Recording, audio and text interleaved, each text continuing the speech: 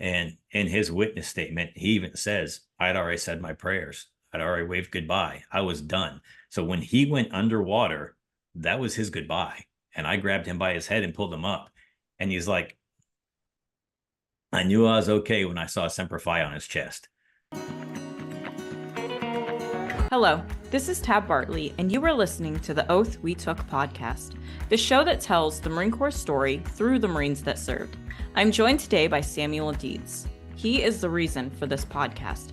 I know so many amazing Marines who hesitate to tell their stories. Their stories hold so much value and so many life lessons. Oftentimes, though, they go untold. Not every Marine story is the same. What is the same is the oath we all took.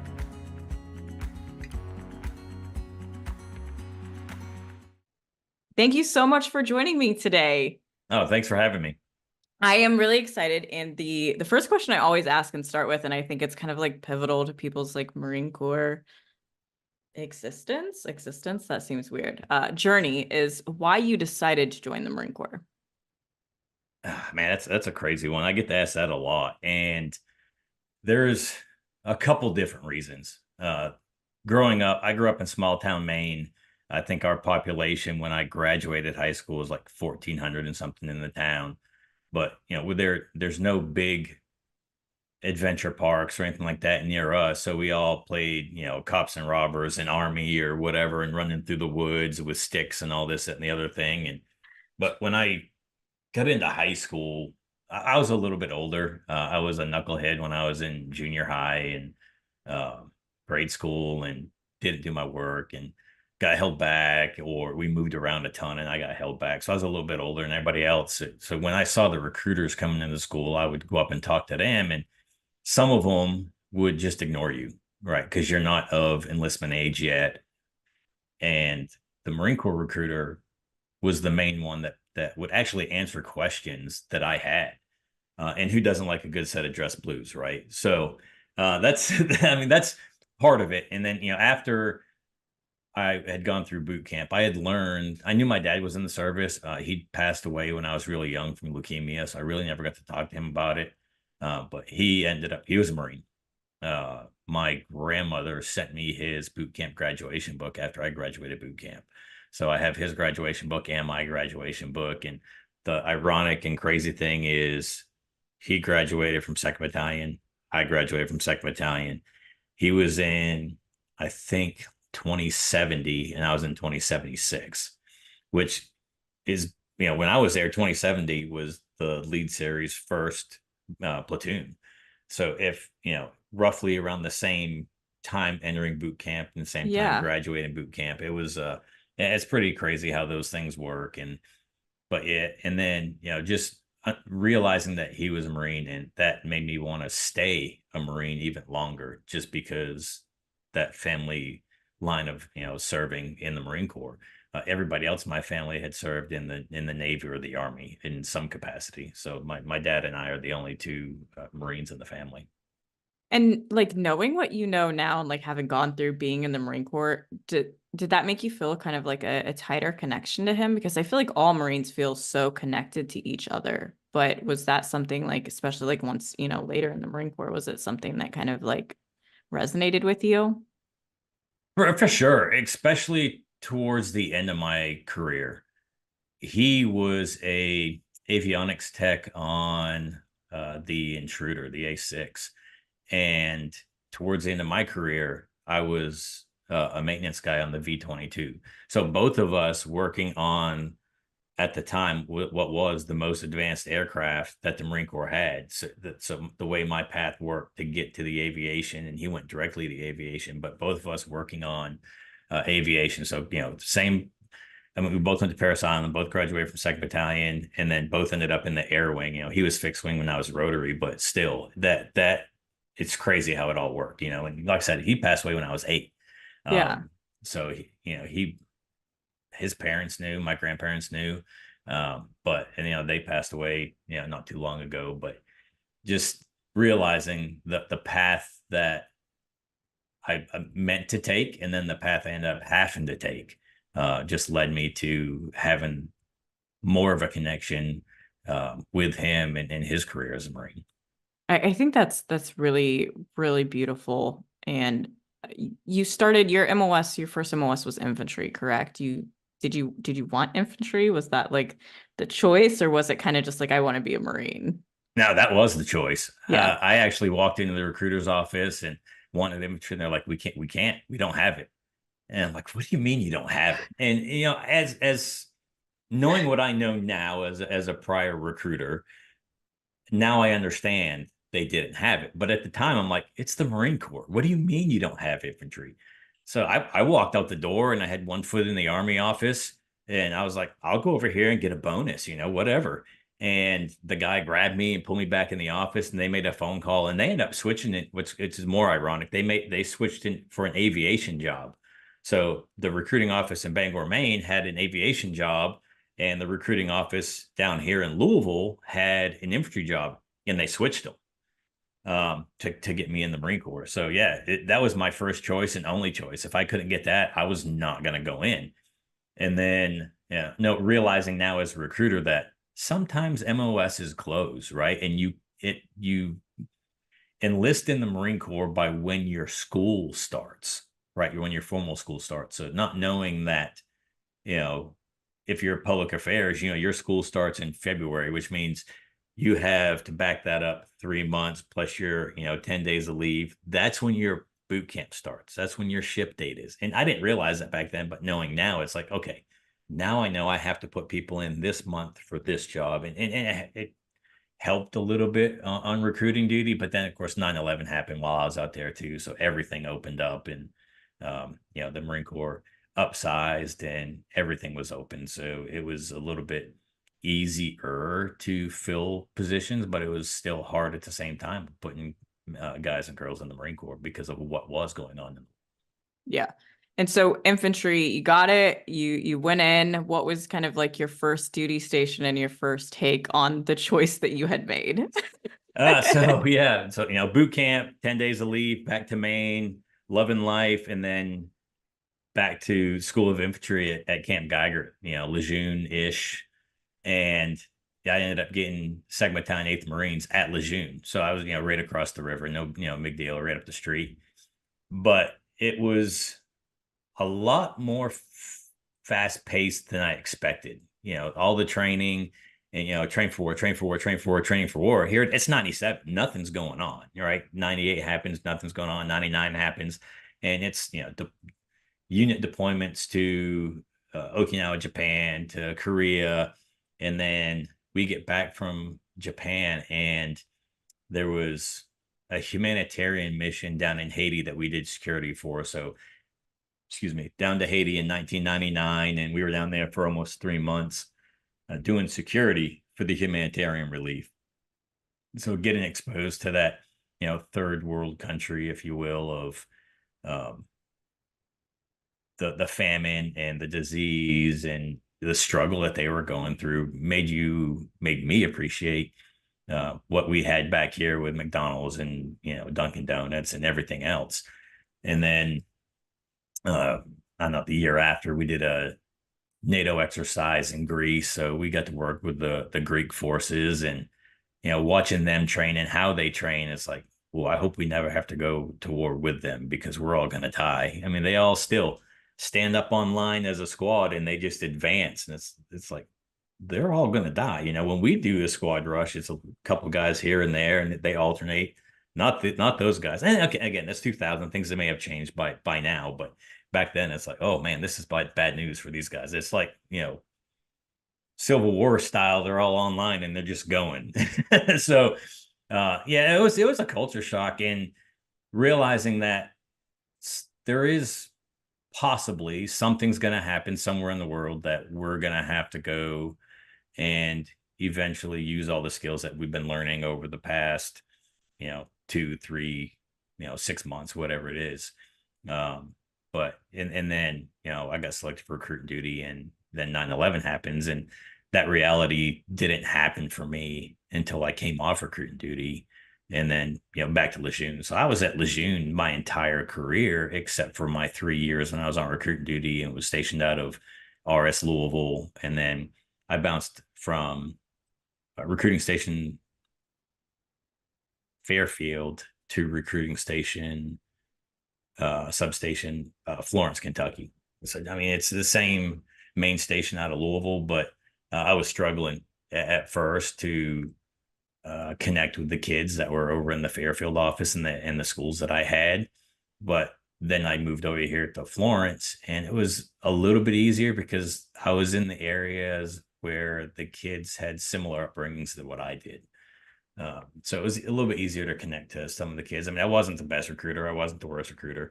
I mean, I might have put in, I don't know, 50 something kids. So, one a month if you want to do the average. But, every guy or girl that I sent to boot camp personally graduated from boot camp. So, I mean, that's for somebody to make it through, that 13 weeks of training. That's a testament to how I train them to get them ready to go. And then, of course, you have the ones that wash out for whatever reason. Females get pregnant, or the males just quit high school and don't get the diploma, and they can't go because we didn't accept the GED or anything like that at the time. But yeah, the infantry, I mean, I'd go back and do it again in a heartbeat. I loved every minute of it. The brotherhood, I mean, you truly become family. I spent more time with my guys than I did my wife. Um, but you know for sure that that guy to the right and left you, no matter if they hate the way that you're leading them or training them, they want to come home as much as you do, and they've got your back no matter what. How was it being on recruiting duty with, you said like when 9/11? So when you said things were pretty calm before then in regards to, like, I mean, it wasn't, you weren't actively recruiting essentially for people to know that they're going off to war, that they're going off to like something. Did you see a drastic change in the recruiting? And I'm sure like, and maybe this is just, in the PA field, we're always like, well, if we're not deployed, well, then what are we doing, right? Because that's supposed to be our job. So I can only imagine like sitting in that position, being infantry, seeing your peers go, and then you're recruiting all the people that get to go, and you're kind of sitting there. So like, I'm just wondering like how much was like going through your mind, and kind of how that was with the already struggles of recruiting duty, because recruiting duty is a whole nother beast compared to like everything else in the Marine Corps. It is just like, I don't know, it's not really comparable. It's an interesting thing.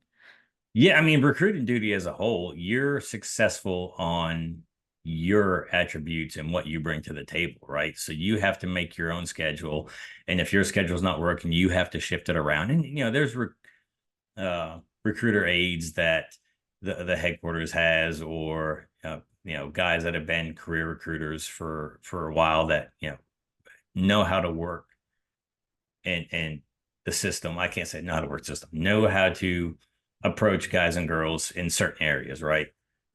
So it was a kind of a struggle fest at first.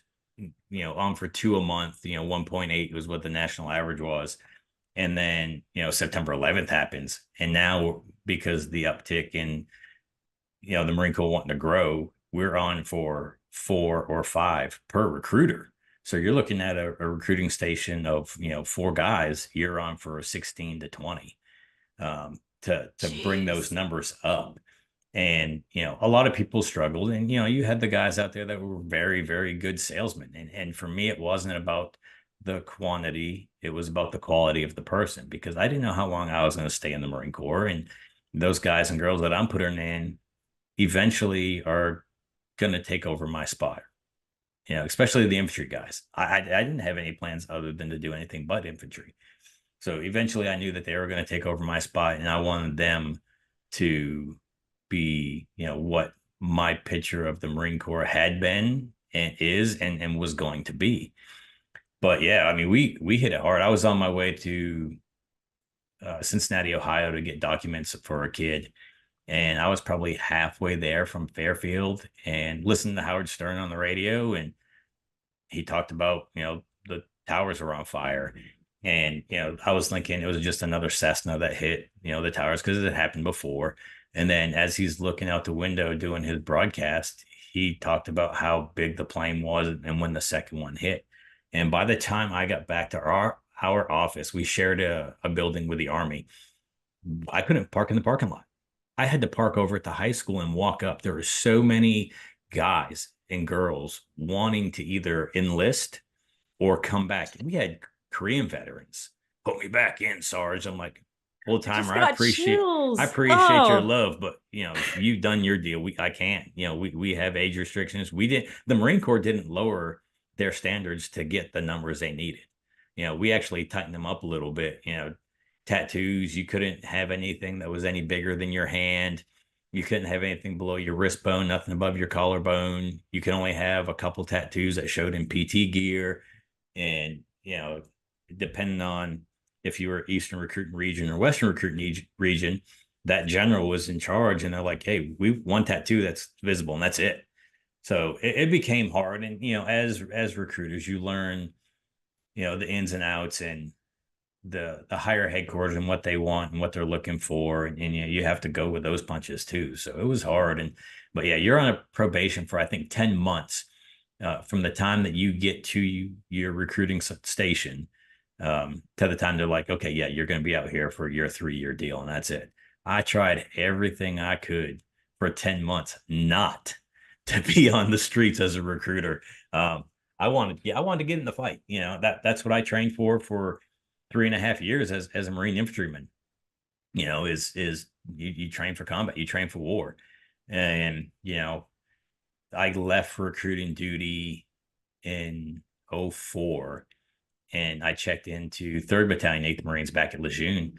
And I get there and the battalion's gone. They're down in Haiti dealing with civil unrest down there in early 2004.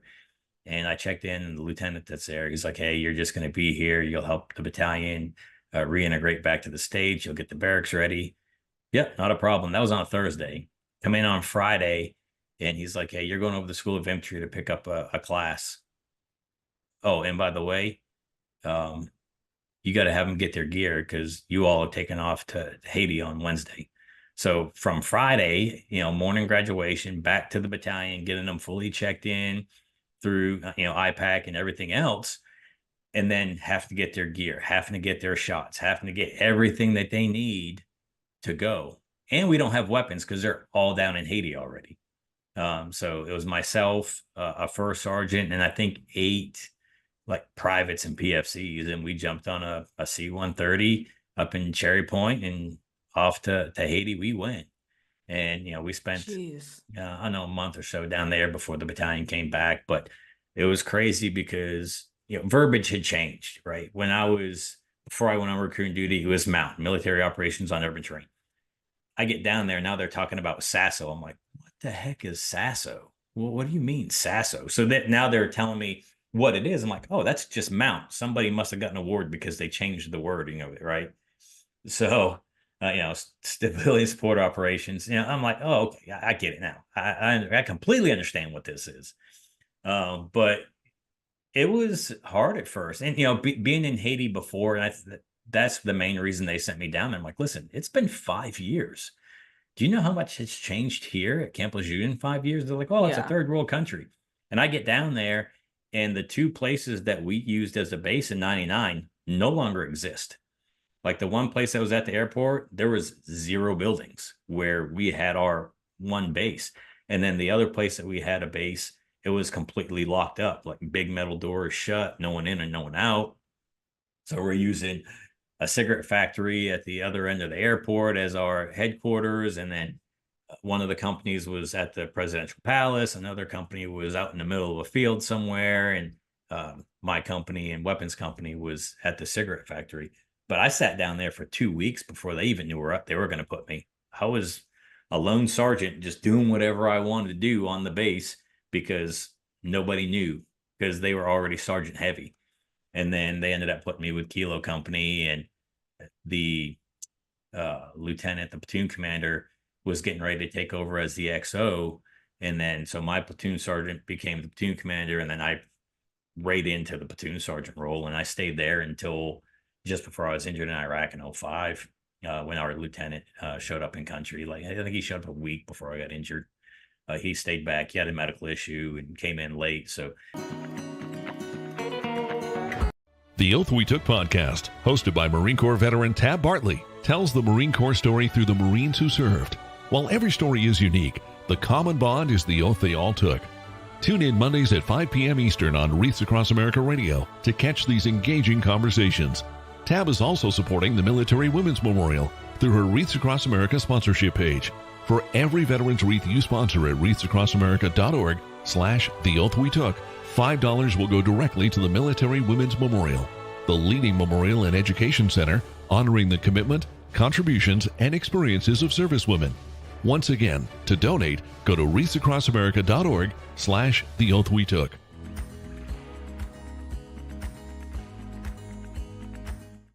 As a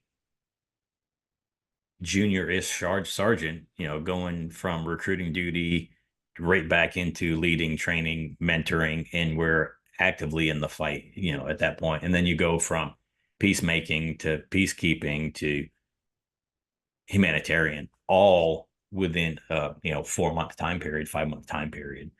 So that transition alone was a struggle too, because rules of engagement change. And I was gonna say there's so many like different factors, and just like that's like almost overwhelming. It is. And like I said, all the acronyms change, verbiage change. So for me, it was a learning curve for me too. So I'm having to rely on my corporals and the senior lance corporals that were team leaders to truly understand what some of this verbiage was, what some of the acronyms were. And then, sitting down with the platoon commander at night, being like, hey, this is what I remember. And, we were roughly the same age. Yeah. I think we were a year and a half, 2 years apart from when we came in the Marine Corps. So we came through everything roughly the same. And then, he stayed in the infantry. I went to recruiting school. So, but yeah, he helped me get on track real quick. And then we deployed down to Lakai, which is in the south of Haiti. We just did present patrols down there and some humanitarian stuff. And, Marines get bored. Marines get real bored, real quick. And it doesn't matter if you're back in the rear, if you're in the field, or you're in a combat zone or a humanitarian zone. And, even as a sergeant, I got bored. And, bonsoir is one of the greetings down there, because they're a French-ish country, right? So, remember back when it was the whole what's up? So I'd walk around and be like, bonsoir.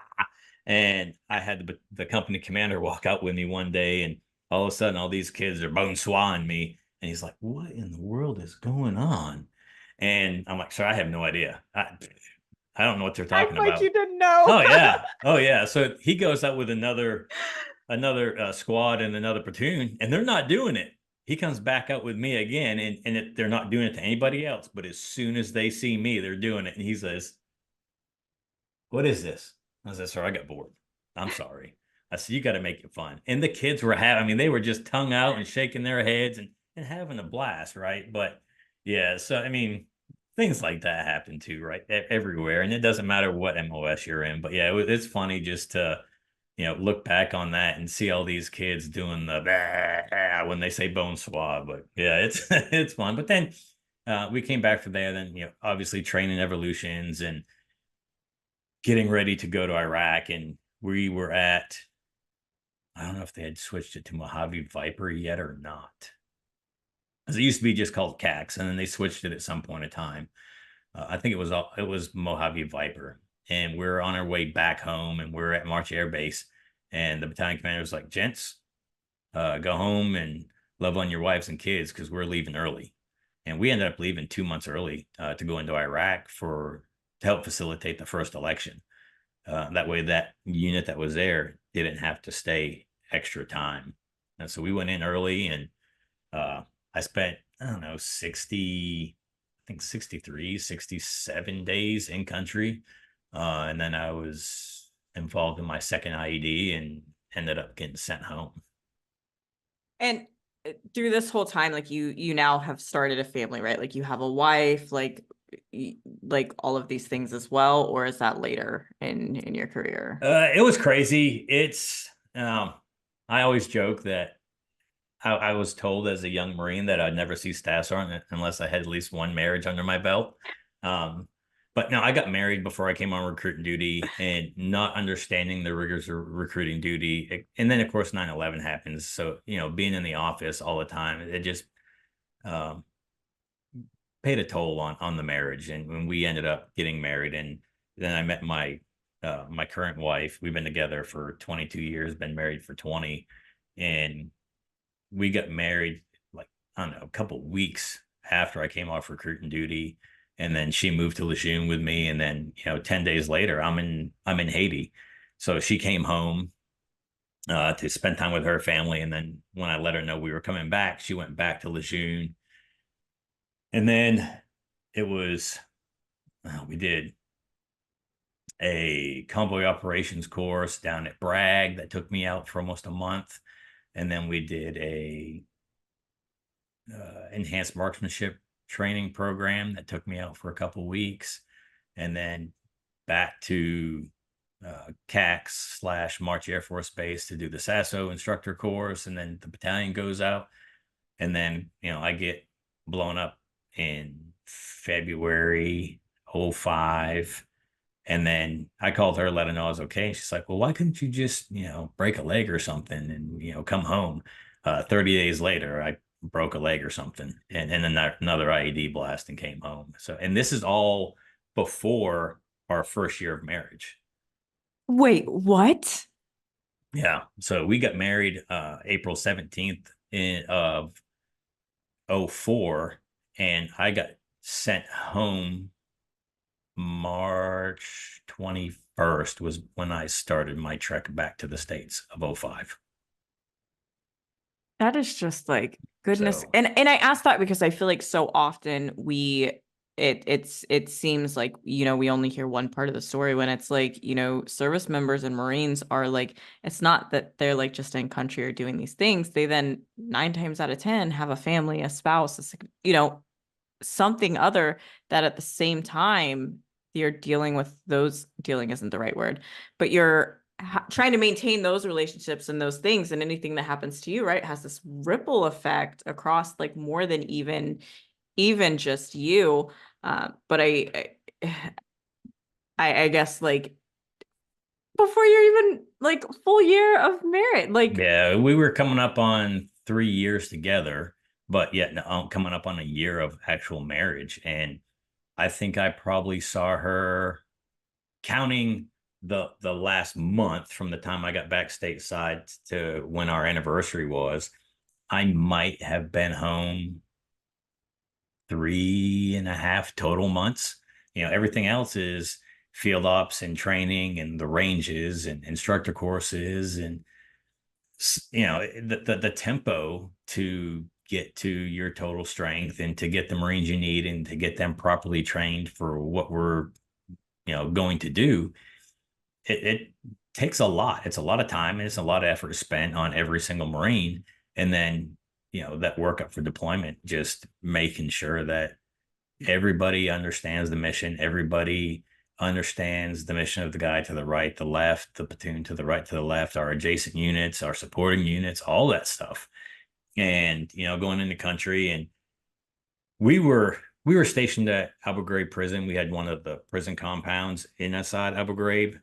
So we had access to the phone center and computers, on Abu Ghraib. So we were able to communicate quite often. And then we operated at an outpost as well. And we had some Blackwater guys at that outpost. And I made friends really quick because I knew they have a satellite phone, they have their own internet. But, I'd go over there and hang out with them, and I'd call her on the sat phone, or I'd, be able to contact her through the internet. And then, March or February 19th, after that first explosion, we did end up sending one guy home. He's still alive, but I let her know that what had happened. And then a month later, I call her from the sat phone inside the medical facility at Abu Ghraib, and it's all garbled, it's all trash. And she gets told by the casualty report, I was injured and returned to duty. So you fast forward another 24-ish hours. So I go from Abu Ghraib to Balad on a Blackhawk, and then get evaluated at Balad, get thrown into a C5 or a C-17 back to Landstuhl, Germany. Go through all of my evaluations, wound irrigation, all that stuff. And then finally, I'm able to make a phone call and I tell her, hey, I'm in Germany. I'm on my way home. This is what's going on. Are you sure? Because I was told that you returned to duty. So one of my other Marines got injured the same night I did. His family got my report, Oh, and then my wife got his report. So his family's all worried. Then they, of course, everything got straightened out. So we thought. So I go back to, I'm in launch stool for, I don't know, 2 or 3 days. They get me stabilized and more irrigation and pain meds on board. And then back on a C-17, C-5, whatever, to Andrews. And at this same time, my mom's coming down from Maine because everybody's being told that I'm going to Bethesda. This is before the whole merger of Walter Reed Bethesda. They were still separate. So, everybody's being told I'm going to Bethesda. And the doctor from Bethesda comes over. He goes, well, no, you're going to be able to keep your leg and we're going to send you back to Camp Lejeune. I'm like, whoa, when was this a discussion that I'm going to lose my leg? This was never talked about. And now you're saying I'm going to be able to keep my leg. What's going on? Of course, I'm all high on freaking morphine from the pumps that are in me and everything else. But it was just, it may have been something that was discussed that I don't remember, but I don't remember it. yeah. So then, now I'm calling my wife, hey, don't leave. Don't come up here. I'm coming back to Lejeune. And then she has to get a hold of my mom somehow, some way to let her know, just come to the house. So, back to Lejeune I went. But this whole time back, my command, who's being updated from a medical staff or somebody back in Iraq, is telling my command the wrong thing, who's relaying it to my wife, which is wrong. And it got to the point that the command's like, April, just let us know what you know and when you know it. And they're like, yeah, that's not what we were told. She's, I talked to Sam. He's on his way back. And then it was like, no, maybe a half hour, 45 minutes later. Okay, we've got the updated information. Yes, that's what's happening. So she was updating my command that was back in the States of my every move from the time I left launch stool to the time I got back to Camp Lejeune. Which I think is so scary for so many different reasons. Like one, like you said, like you're like souped up on meds. Like you shouldn't even be like making medical decisions or whatever. And like your wife or whoever, your caregiver, not actually knowing what's going on either to be able to advocate, because I'm sorry, in the medical realm, somebody has to be advocating for the Yeah, patient. for sure. I mean, that's where we are. And that is just like, I am just like, so many levels of once things are all like good and you're out of that like I'm just like I would go back and think about those like I like and almost the hospital experience, and that could almost be trauma in it of itself, not even like the actual like incident that you then lived through, but then the care or like like you didn't know that there was talk of like you potentially losing a leg. That's a big deal. But yeah, that for is sure. That is a lot. So how did you, once you came back and you were, home and all of that, how did you kind of like deal with that? Or was that something that was kind of pushed to the side? Because you're still in the Marine Corps, you're still doing that. And I know sometimes that you're able to kind of not think about those things because you have all these other things you need to do. It was hard, and like I said earlier, that I was right into the platoon sergeant role from coming off recruiting duty. And, we got a lieutenant, but he would go to a course and then, I'd step up from squad leader to the platoon sergeant. The staff sergeant would go to the platoon commander, or, he'd come back and then the platoon commander would actually leave, the staff sergeant would leave. So, I mean, there might have been 3 total days from the time that I got off recruiting duty up until the time he arrived in Iraq where I wasn't the platoon sergeant. And, going back down to a squad leader and only have to worry about my squad was a big relief. But then coming home and knowing that those guys are still there and we were still 5 months left in the deployment before they came back. And did I do enough to train them before we left? Did I do enough to educate them and train them in about our area of responsibility? And, would they follow who is now in charge. And we ended up as a battalion, we lost 8 guys that first deployment. And then, they came home. We did the memorial ceremonies for everybody. And I had one guy said, thank you. I'm like, for what? He goes, you told the lieutenant to keep me as the point man.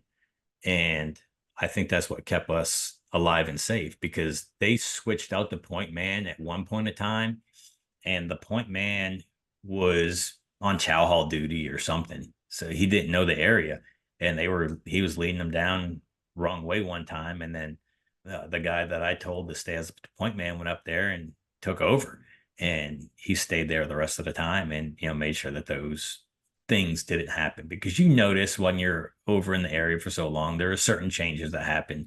The old guy that sits on the corner every day from 2 to 5 is not there. Well, why isn't he there? So it makes you question things. Or you notice, rock piles or trash mounds, or things that weren't there prior that are there now. And that sixth sense, if you will, kicks in, and you're like, okay, we're going to hold here for a second. We're going to set up on the other side. And, this is what we're going to do for now. And we'll evaluate the situation from different angles. And, if you have somebody that's not there for the first 2 months, they don't know people's schedules. They don't know what the surroundings look like. Even with the lieutenant coming in late, he's like, oh, you need to do this. You need to do this. I'm like, no, that's not how we're doing it. I understand what the book says, but the book isn't always right. And how was that, dealing with then, like, as they're coming back, and then you are dealing with, like, the result of things? And were you I don't even know, like, but I guess, how did you then at that point continue to, like, lead and continue with, like, your Marine Corps career? And then, like, what was happening with you from the Marine Corps career side at that time? Yeah, when I got back, it was just a lieutenant and a gunny back at the remain behind. And there was a few guys that I got injured before I did that were already back. So the guy that got injured on February 19th was back and just doing his physical therapy and his doctor's appointments. And then a couple other guys that got injured prior to that were back doing the same thing. So when it came time for the battalion to return, I mean, I'm still on crutches, and I'm like, I'm not going to be on crutches when my guys get back. I don't care. I'm not. I'll limp, but I'm not going to be on these crunches. And so I helped the guys that were already back with their medical stuff, made sure they were being treated the way that they're supposed to be treated from our medical staff. And then, you had guys and girls that didn't have enough time to deploy, but stayed with and remained behind, or got fapped out somewhere, where now they're transitioning out. So now I'm helping them with their transition out of the Marine Corps. And then, I helped get the battalion area ready for when they came home. And being stubborn and not wanting to be on the crutches, my leg didn't fully heal. I've got a titanium rod that runs the full length of my tibia, and my leg didn't fully heal. But it got to the point where they're like, listen, you've had, I don't know, 20 something surgeries, and it's time for you to re-enlist, but you can't stay in the infantry. So they gave me a couple different options. They told me I could be admin, and I'm like, there's no way in the world. After going off recruiting duty, not happening. Nope. I don't want anything to do with a ton of paperwork ever again. No. And the way I see admin get treated, I'm like, that's not this guy. No, the O3 will come out in me, and people will get their feelings hurt. It's not happening. So then they offered me a counter intel job, and I just got promoted to staff sergeant like the month prior. And I go over there, do the interview. I'm liking what they're saying. And then the master gunny is like, well, when did you get promoted? I'm like, last month. He's like, last month when? I'm like, 30 days ago, last month. He's like, oh, yeah, you'll be a gunny by the time you get out of school. I'm like, no, not happening. Don't want it. And he got offended. You don't want to be a gunnery sergeant in the Marines? I'm like, hey, there's nothing more that I want than being a gunny. Trust me, it's the greatest rank in the Marine Corps, because you get to fade away and not have a whole lot of responsibility, depending on what your job is, right? But then you also have a lot of responsibility as well. And I was like, man, I don't know if I can go into whatever country we're going to be into and whatever we're involved in, only knowing what I learned in school. And then they gave me an aviation option. So I went and I chose the V-22 Osprey. You know, a lot of people, it's a new platform. Everybody that's coming in is new, even though they may have been in the air wing for a period of time on the, you know, the 46. So that's what I chose. And June of 06, I went over there and transitioned, you know, did a lat move from the infantry to aviation. And what a culture shock. Oh my gosh. I was gonna say, like, Oh how? gosh. It was terrible. My first month was horrible. I mean, it got to the point where some of the higher ups in the shop didn't like the O3 in me. And, you know, I mean, I get it. They're Marines and they're working on 80 something $1 million aircraft. But at the end of the day, they're still Marines. And when you see a Lance Corporal walk up to a staff sergeant and say, "Hey, bro, blah, blah, blah, blah," or "Hey, dude," and it's like, what is happening here? So, I mean, the day I checked in, I witnessed this.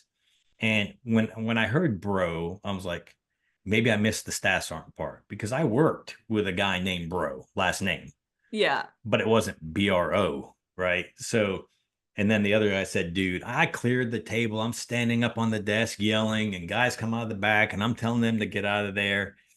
And everybody's just staring at me. And I fix my stuff and I jump down off the table. And as I'm leaving, I hear somebody say, "Who in the world let Satan in our office?" And I just let it go. And then all of a sudden I hear, "And he was a recruiter." Could you imagine if that dude was a DI? Who did he put in the Marine Corps? And it just so happens there was a guy in that office that I didn't recruit, but he came through the office. He goes, "Yeah, that's Staff Sergeant Deeds." He goes, "He's pretty intense all the time." This is the Oath We Took podcast, and you just heard a piece of Samuel's story. That was only a piece of his story. I ask you to tune in next week to hear the rest of Samuel's story. You now know one more Marine and one more piece of Marine Corps history. His sacrifices matter. His stories matter. Not every Marine story is the same. We didn't all join the military for the same reason. What is the same is the oath we all took. An oath that easily could have ended in death, and for some, it did. So listeners, instead of asking you to thank a Marine for their service, I am going to challenge you to continue to listen to their stories instead. Again, I ask you to tune in next week to hear the rest of Samuel's story.